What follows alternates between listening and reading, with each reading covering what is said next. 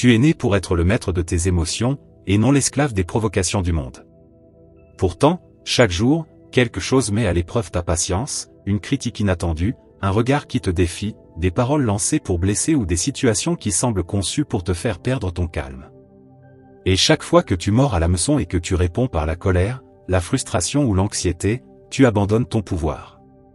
Mais imagine un instant que rien de tout cela ne puisse te déstabiliser. Imagine traverser chaque crise avec la sérénité de celui qui sait qu'il a déjà vaincu, même avant que la bataille ne commence. C'est cette force que cultivaient les stoïciens, agir comme si rien ne pouvait les perturber, non pas en feignant l'indifférence, mais en maîtrisant pleinement leur esprit. Cet entraînement mental les plaçait au-dessus de toute provocation.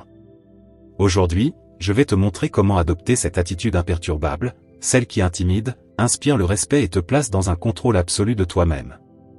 Et ta première action est simple, écris ici en commentaire, « Aujourd'hui je choisis de garder mon pouvoir ». Même si tu n'as jamais commenté auparavant, fais-le maintenant.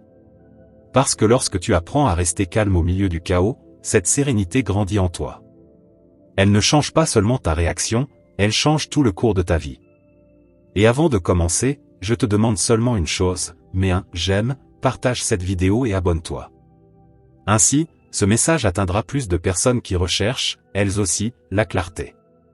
Commençons. Leçon 1, construis une armure émotionnelle contre la déception.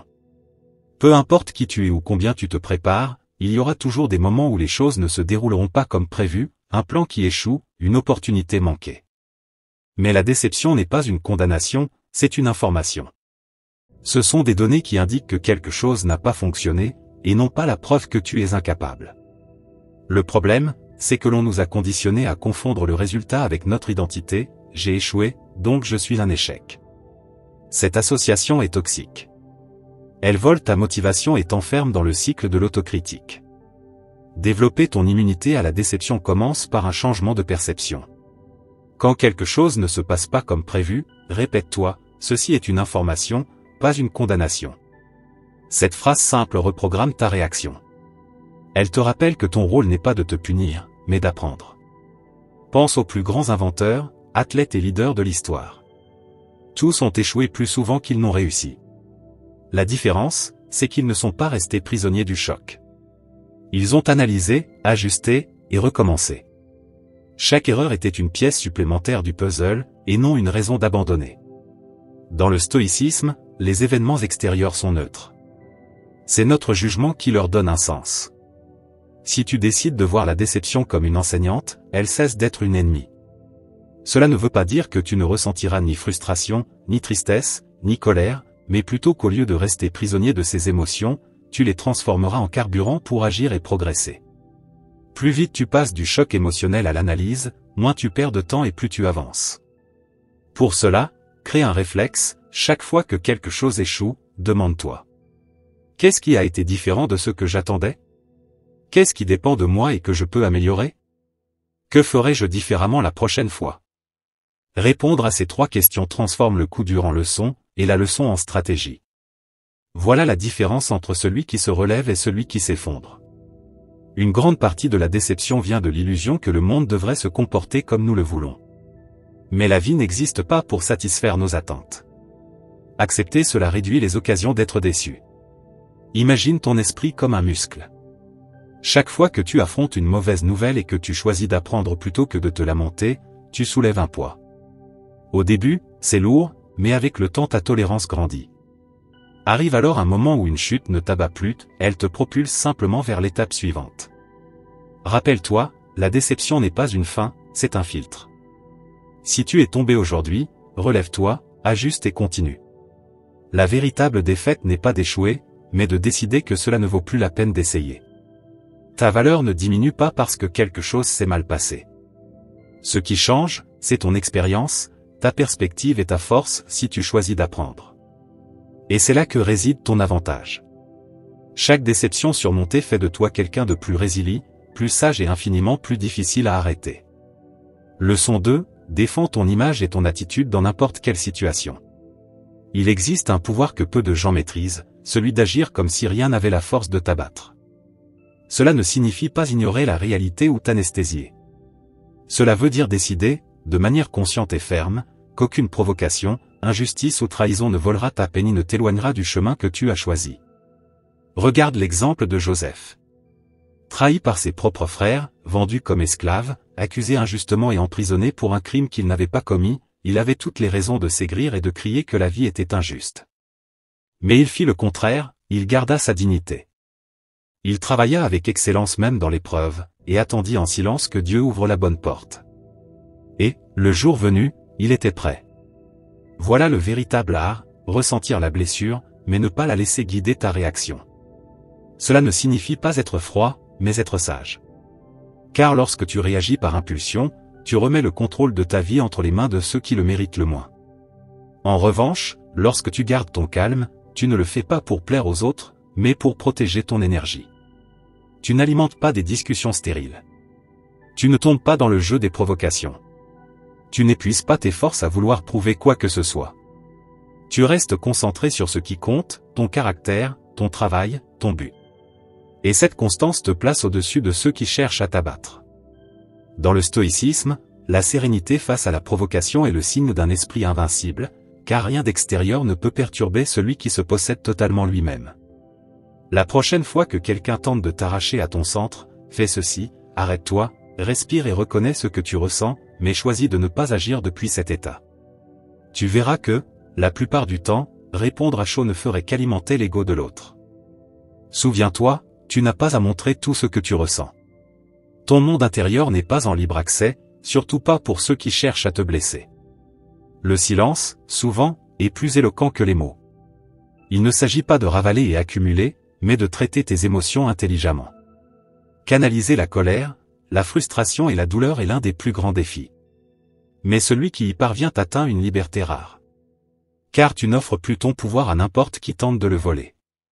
Le vrai pouvoir réside dans la protection de ton énergie, de ta dignité et de ton but. Voilà une victoire que le temps ne pourra jamais t'enlever. Leçon 3, sois flexible comme le bambou, pas rigide comme le chêne. La vie va te placer face à des tempêtes que tu ne pourras pas contrôler. Et dans ces moments, ta réaction décidera si tu en ressors plus fort ou si tu finis brisé. Beaucoup pensent que la force consiste à s'endurcir, à résister coûte que coûte, comme un mur solide.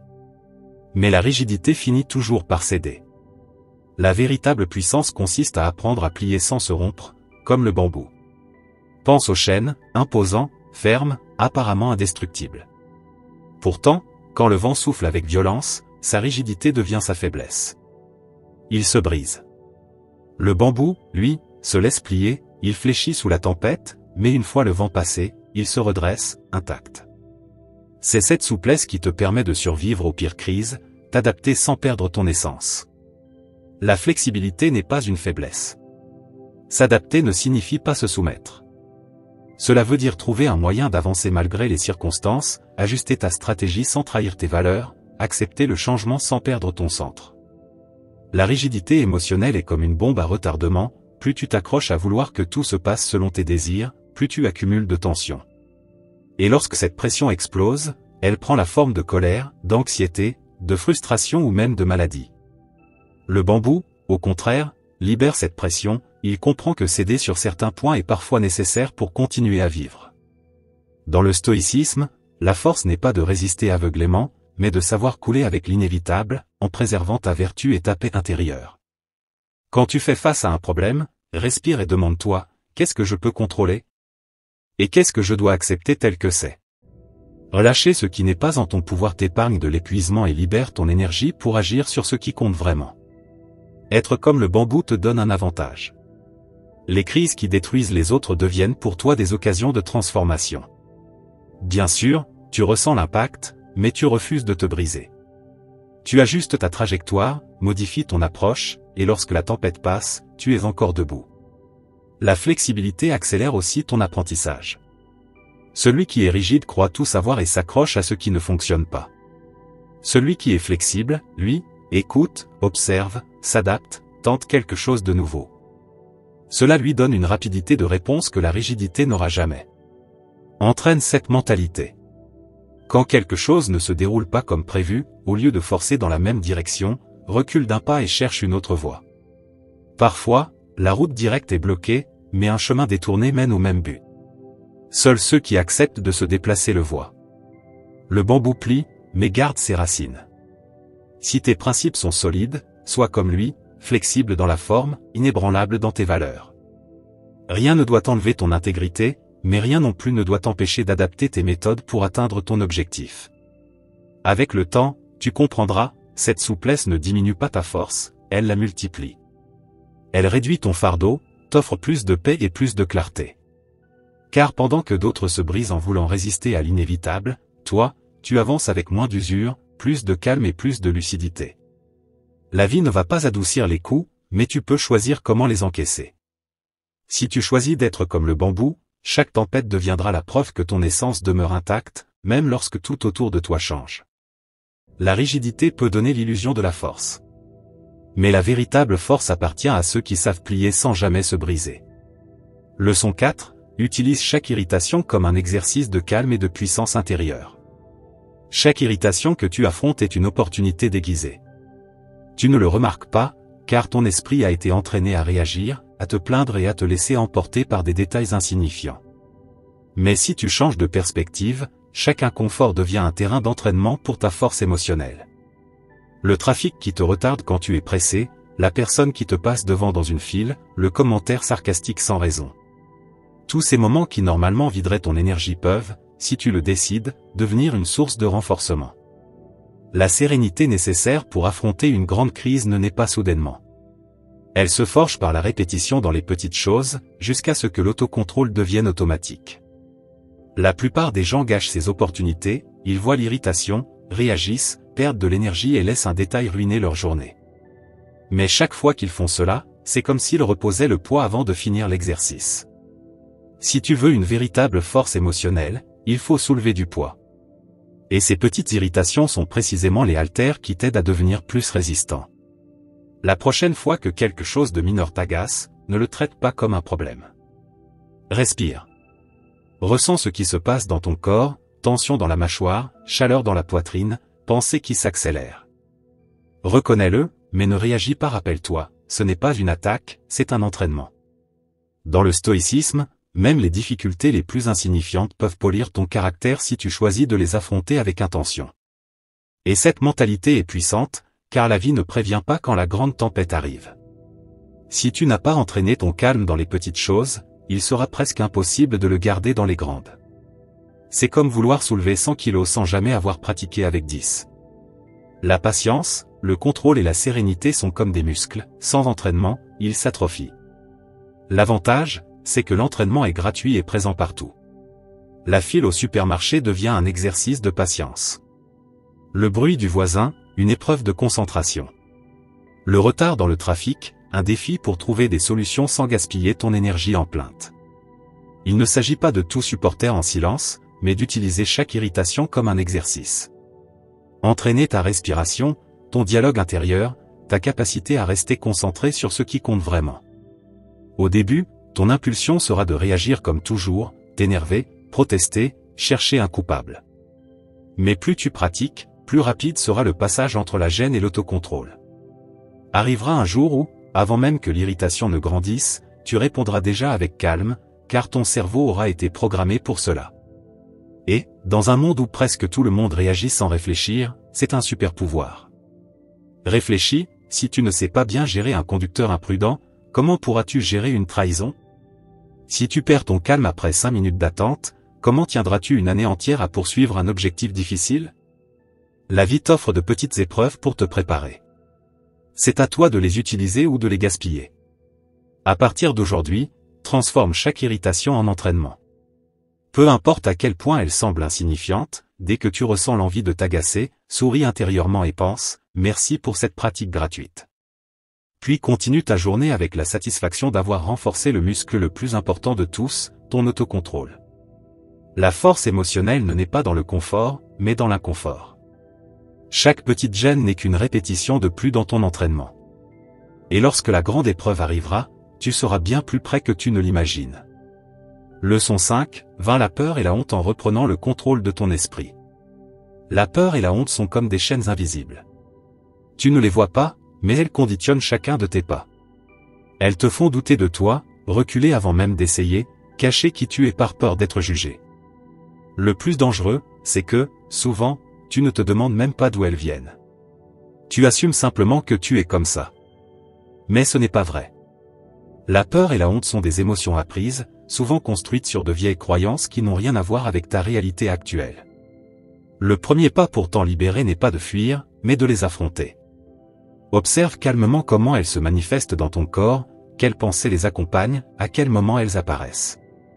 Tu découvriras peut-être que la peur qui te paralyse vient d'un épisode isolé vécu il y a des années, ou que la honte que tu portes vient de schémas qui ne t'ont jamais réellement appartenu. Quand tu les ignores ou les réprimes, tu leur donnes plus de pouvoir. Quand tu les reconnais sans te juger, elles perdent leur force. Pratique l'auto-observation. La prochaine fois que la peur surgira face à un défi, au lieu de lutter contre elle, arrête-toi et dis « Je te vois, je sais que tu es là, mais tu ne m'empêcheras pas d'avancer. » Lorsque la honte tentera de te faire baisser la tête, respire et rappelle-toi « Je suis humain. Je n'ai pas besoin d'être parfait pour avoir de la valeur. » Dans le stoïcisme, le courage n'est pas l'absence de peur. C'est connaître tes émotions et choisir de ne pas leur donner le gouvernail. Cultiver la compassion envers soi-même est essentiel. Ce n'est pas inventer des excuses, mais te traiter avec la même compréhension que tu offrirais à un ami cher. Si un ami ressentait ce que tu ressens, l'encouragerais-tu ou le punirais-tu? Alors fais de même avec toi.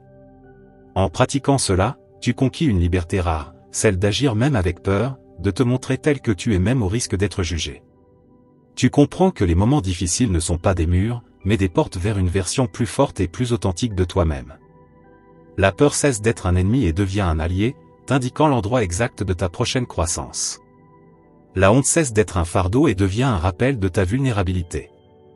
Et la vulnérabilité n'est pas une faiblesse, c'est une partie essentielle de ton humanité. Cela ne veut pas dire qu'elles disparaîtront. Cela veut dire que, même présentes, elles n'auront plus le contrôle. Tu pourras avancer, parler, décider, agir, même avec le cœur qui bat fort et les mains moites. Et chaque fois que tu le feras, leur pouvoir diminuera. Fais le test maintenant, pense à quelque chose que tu évites depuis longtemps par peur ou par honte. Parler en public, dire ce que tu penses vraiment, lancer un projet, approcher quelqu'un. Fais-le cette semaine. Non pas parce que tu te sens prêt, mais justement parce que tu ne le laisses pas. Montre-toi que tu peux agir sans attendre que ces émotions disparaissent. Chaque fois que tu affrontes consciemment ce que tu crains, tu réécris ton histoire intérieure.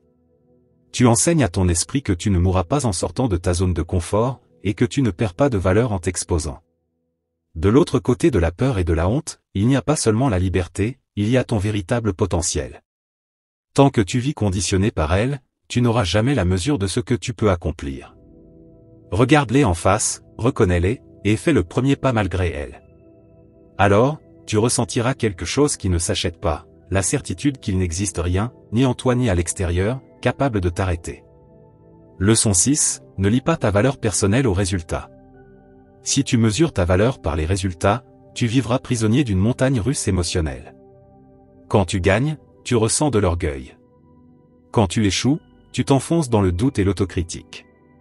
Et cette oscillation ne s'arrête jamais, car les résultats sont, par nature, instables. Un jour, tu es au sommet, le lendemain, tu es au plus bas. Mais ta valeur ne doit pas fluctuer avec eux. Lier ton estime de toi à ce que tu accomplis, c'est comme construire une maison sur du sable. Tôt ou tard, elle s'écroule.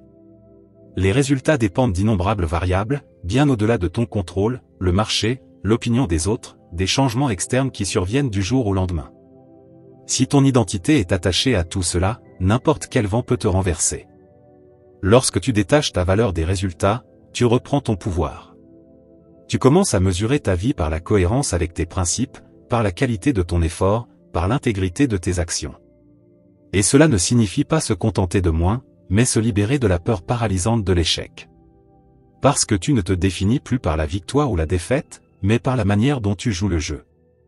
La prochaine fois que tu termineras un projet, ne demande pas « ai-je gagné ou perdu ?»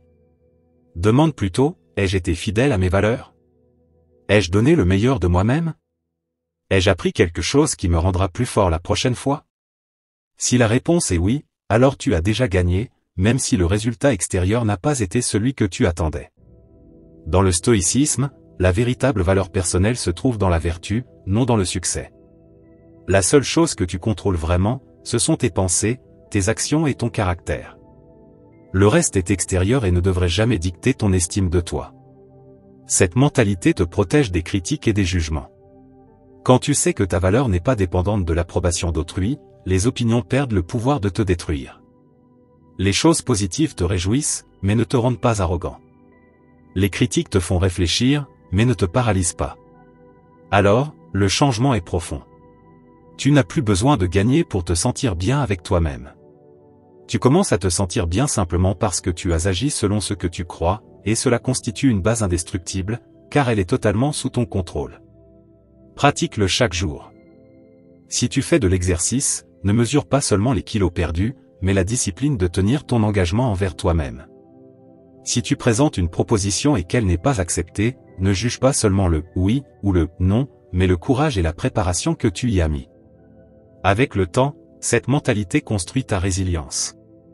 Tu peux perdre un emploi, une affaire ou une opportunité, et malgré tout rester debout. Parce que tu comprends que rien de tout cela ne diminue ta valeur ni n'efface ta capacité à recommencer. Et voici le plus puissant, quand ton estime de toi n'est pas attachée au résultat, tu oses davantage. Tu ne joues plus pour protéger ton ego, mais pour apprendre, expérimenter et grandir. La victoire devient un bonus, et la défaite un entraînement. Ainsi, tu construis une force intérieure qui ne dépend de rien à l'extérieur. Car les résultats changent, mais ton caractère et tes valeurs sont la fondation qui te soutient. Quand tu déconnectes ta valeur des résultats, tu cesses d'être l'esclave de l'approbation, de la peur de l'échec et de la pression extérieure. Tu vis avec plus de paix, plus de liberté et plus de courage pour continuer, parce que tu reconnais ta valeur au-delà de tes succès visibles. Leçon 7, protège ton énergie plutôt que ton orgueil. Lorsque tu défends ton orgueil au lieu de ton énergie, tu gaspilles ta force vitale dans ce qui compte le moins. L'orgueil cherche l'approbation, veut être reconnu, applaudi. La sagesse, elle, cherche la paix. Tu n'as pas besoin de gagner toutes les discussions ni de corriger chaque malentendu. La vérité n'a pas besoin d'un avocat désespéré. Si ton identité dépend de ce que croient les autres, tu n'es pas libre. Et si tu n'es pas libre, n'importe quelle parole mal dite, n'importe quel geste mal interprété peut te voler ta tranquillité. Protéger ton énergie, c'est refuser d'entrer dans des guerres inutiles. C'est comprendre que toutes les provocations ne méritent pas de réponse, que toutes les rumeurs n'ont pas besoin d'être clarifiées, et que tout le monde n'a pas besoin d'entendre ta version de l'histoire. Parfois, le silence est ta meilleure défense. Pas parce qu'il manque des arguments, mais parce que tu as des priorités. La prochaine fois que tu ressentiras l'impulsion de remettre quelqu'un à sa place, demande-toi, est-ce que cela m'approche de la paix ou ne fait-il que nourrir mon ego ? Gagner cette discussion m'apportera-t-il quelque chose de réel, ou seulement une satisfaction passagère ? 9 fois sur 10, la réponse sera « cela ne vaut pas la peine ». Dans le stoïcisme, le véritable pouvoir est de choisir ce qui mérite ou non une réponse. Ce qui ne contrôle pas ton attention ne contrôle pas ta vie. Ne confonds pas cela avec de la lâcheté, ne pas répondre n'est pas se soumettre, c'est se maîtriser. Celui qui n'a pas besoin de se battre pour valider sa valeur est plus fort que celui qui crie pour s'imposer. La sérénité face à la provocation est un signe de véritable contrôle. Exerce-toi dans les petites choses. Quand quelqu'un te critique sans fondement, respire et passe ton chemin. Quand on déforme tes paroles, n'essaie pas de courir après chaque personne pour rectifier. Quand un commentaire blesse ton orgueil, demande-toi si cela vaut vraiment la peine de gaspiller ton énergie, ou si le silence ne dit pas déjà plus. Chaque fois que tu évites d'alimenter une bataille inutile, tu conserves ton énergie pour ce qui compte, tes objectifs, ton bien-être et les personnes qui apprécient réellement ton essence. Lorsque l'orgueil dirige ta vie, tu deviens esclave des opinions des autres. Chaque provocation te manipule comme une marionnette. Mais quand tu décides de protéger ton énergie, tu deviens inatteignable. On ne peut plus te contrôler avec un simple commentaire, ni te voler ta paix aussi facilement. Cela ne signifie pas que tu ne dois jamais te défendre. Cela signifie que tu choisis avec sagesse quand le faire. Certaines batailles sont nécessaires, mais la majorité ne le sont pas. Le défi, c'est de savoir distinguer les deux et d'avoir la discipline de laisser aller celles qui ne valent pas la peine. Avec le temps, ta paix devient plus difficile à troubler. Ce que pensent les autres cesse de t'atteindre. Et quand tu protèges ton énergie avant ton ego, tu as déjà gagné la bataille la plus importante, celle de ne pas te perdre toi-même. Leçon 8. Laisse ton esprit prendre les commandes. Ton esprit doit être plus fort que ton corps, plus ferme que tes émotions. Tu as un corps et tu as un esprit, mais c'est ton esprit, avec sa clarté, son discernement et son pouvoir de décision, qui peut transformer ta vie. Lorsque tu utilises correctement cette capacité, tu profites du plus grand trésor que la nature t'a donné. Au fond de toi, tu sais déjà ce que tu dois faire, agir, étudier, prendre soin de toi, prendre des décisions importantes. Mais trop souvent, tu ne le fais pas, parce que tu laisses ton corps commander. Tu décides, par exemple, de lire pendant une demi-heure, mais tu ne le fais pas parce que tu es fatigué, paresseux ou sans motivation. Dans ces moments-là, demande-toi, vais-je vraiment permettre à cela de me dominer? Chaque fois que tu cèdes, quelque chose de moindre prend le dessus sur quelque chose de plus grand. L'impulsion l'emporte sur la conscience. Et cela mène à la frustration, au regret et à la sensation de gaspiller ta propre vie. Tu n'autorises pas ton esprit à accomplir son plein potentiel. Pourtant, la vérité est que tu as le choix. Le secret réside dans le fait de renforcer l'esprit, pour qu'il ne plie pas face aux volontés passagères ou aux oscillations des émotions. Quand l'esprit dirige, tu agis avec clarté, avec but et avec direction. Et quand tu agis ainsi, tu fais le bien, pour toi-même et pour les autres. C'est là la base du véritable bonheur, vivre selon ce qui est juste, et non selon ce qui est facile. Mettre la raison en avant change tout. C'est comme sortir d'un tunnel sombre pour entrer dans un lieu lumineux. Quelques jours de discipline et de lucidité suffisent pour te sentir comme quelqu'un qui a passé des années à se reconstruire intérieurement. Cette transformation commence par des principes simples et puissants, valoriser la raison, chercher ce qui est juste, et laisser l'esprit prendre les commandes. Renforce ton esprit pour qu'il devienne le guide, de ton corps, de tes émotions, de ta vie. Voilà le premier pas vers une véritable transformation. Si cette vidéo t'a aidé à voir les choses sous un autre angle, je t'invite à t'abonner à la chaîne. Ici, nous continuons ensemble, à réfléchir, à grandir et à bâtir notre force intérieure. Merci de ton écoute.